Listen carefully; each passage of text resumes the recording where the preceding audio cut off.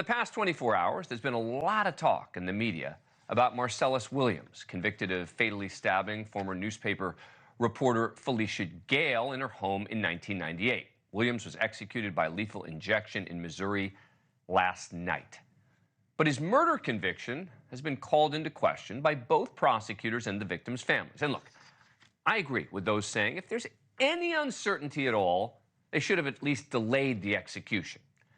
But what the media often ignores in a cause celeb case like this is the evidence that actually led to his conviction, which we'll talk about in a moment. But a deeply unsettling question remains. Was Marcellus Williams innocent? We will remember him for his deeply evocative poetry and his love for and service to his family and his community. The world will be a worse place without him. Williams is the third inmate executed in Missouri and the 15th in this country this year. He was 55 years old. He will never be older because Missouri is a state and we are a country that maintains a system of official killing without mercy, even amidst evidence of innocence. So why did the governor, the state Supreme Court, and the U.S. Supreme Court decide not to intervene? At the time, prosecutors argued Williams broke into Gayle's home, stabbed her 43 times with a kitchen knife, also taking her personal laptop. Gayle's personal belongings were allegedly found in Williams' car, and the laptop was apparently sold by Williams shortly after the murder. But his attorney, Tricia Rojo Bushnell, said jurors didn't know the whole story. The other piece of evidence that they use is a laptop that Mr. Williams did sell that was from the victim's home. But what the jury never heard and what the courts continue to just ignore is that laptop was provided to him by one of those incentivized informants who herself should have been a suspect, but instead was allowed to testify and get deals and sentence this man to death. Williams, who has a long criminal history, including 15 felony convictions, ended up being convicted of first-degree murder, even though no physical evidence connected him to the crime scene.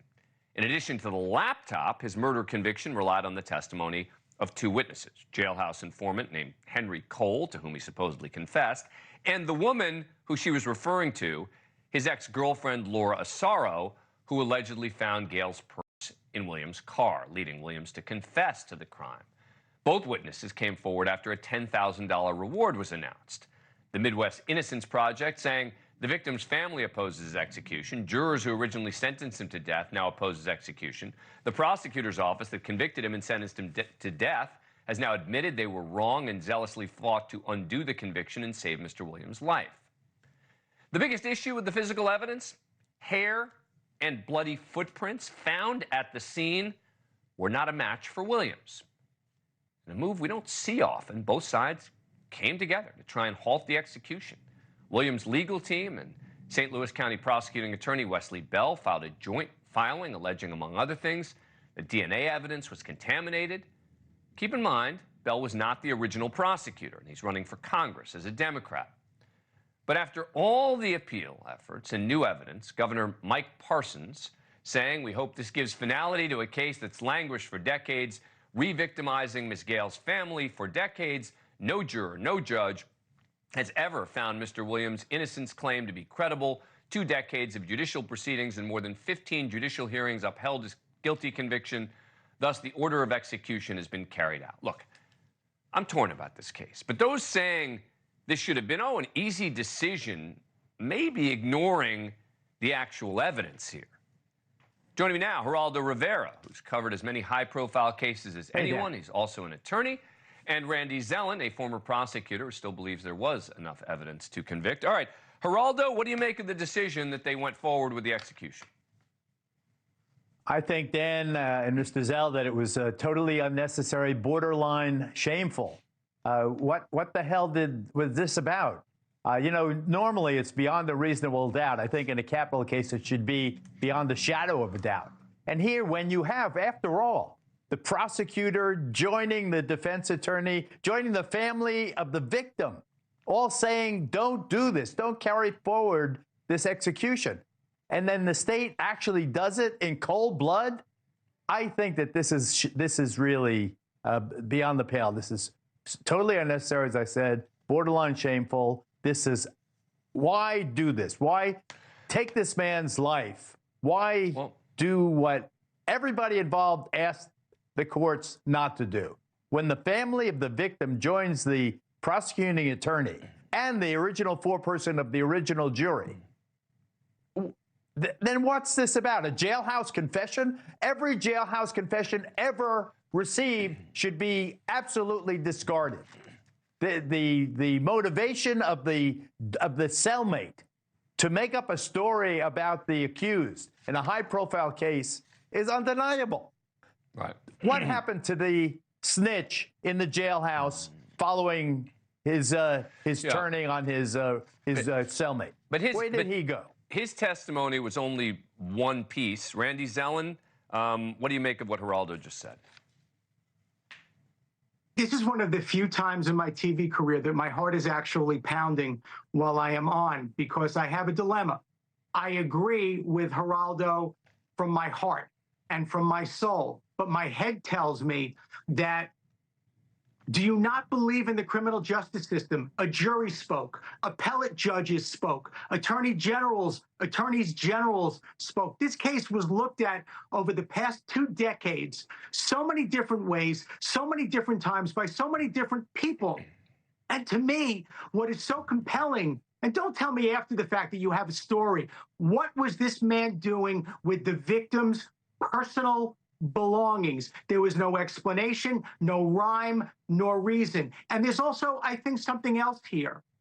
Maybe this is the bigger question about, should we have a death penalty? Because you can't undo it if you get it wrong. But as long as you have it, there is the precedential effect of, well, hey, maybe there's a shadow, maybe there's one grain of possibility that we're wrong here. Then what do you do with every other death row case? So I do think that the governor's point, my heart tells me it was wrong, my head tells me he's right. Geraldo? You know, I interviewed a man named Charles Manson once in San Quentin prison. The Tate LaBianca murders that Manson engineered and caused to be carried out were horrifying. Pregnant women hung upside down and so forth. If ever a person deserved the death penalty, it was Charles Manson. As you know, the California courts overturned the constitutionality of the state death penalty statute.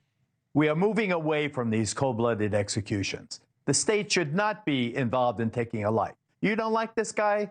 Or you think that he stabbed this woman 43 times and left the knife stuck in her neck? Then you put him in a hole someplace and leave him there for the rest of his natural life. You know, open it up and give him and feed him, and don't let him talk to any of the other attorneys, cellmates. But Randy's point is that that if you follow the law, right, a jury sentenced him to death. There is more evidence. I'm glad you reminded me. Yeah. I like Randy. I like Randy. But all those people he mentioned, the attorney general, the governor, and so forth, those are all elected people. They're politicians. When every politician is for the death penalty, because law and order and crime and punishment are so profoundly center in our collective consciousness. But the Supreme Court of the United States, we all are so afraid of crime and violence and so forth. He's making the point, Geraldo, that he's saying the courts didn't step in either. He appealed through the state courts and the United States Supreme Court.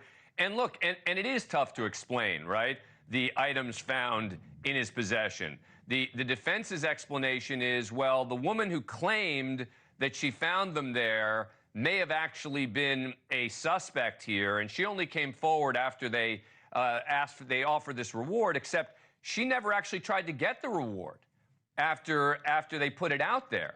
So, you know, there is this pesky piece of evidence that it does seem to me a lot in the media when we're talking about this, just ignore some of the evidence against him just to say, oh, it was clear as day that this is a case of innocence. What about DNA? What about the hair? What about the other evidence that was compromised for one reason or another?